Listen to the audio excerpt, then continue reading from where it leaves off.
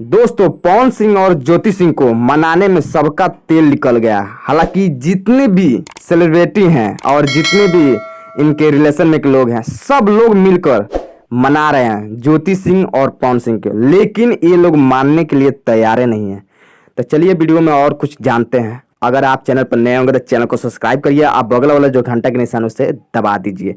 दोस्तों, आपसे बता दूं, पवन सिंह और ज्योति सिंह का जोड़ी एकदम नंबर 1 पर चल रहा था, लेकिन अभी के डेट में पवन सिंह बहुत ज्यादा नाराजगी दिखाई दे रहे हैं ज्योति सिंह पर, और ज्योति सिंह सेम वही प्रॉब्लम है, पवन सिंह के ऊपर भी ज्योति सिंह नाराजगी दिखाई दे रही है। और ज्योति सिंह का कहना है कि मुझे तलाक चाहिए, पवन सिंह का कहना है मुझे तलाक चाहिए। तो चलिए हम लोग इस वीडियो में जानेंगे कि तलाक का जो मैटर आया था वो किसके तरफ से आया था। मैं आपसे बता दूं कि पवन सिंह के तरफ से तलाक का मैटर आया था। हालांकि ज्योति सिंह आरोप लगा रही हैं कि मुझको पवन सिंह खुश नहीं रखते थे, इसकी वजह से मैं तलाक लेना चाहती हूं।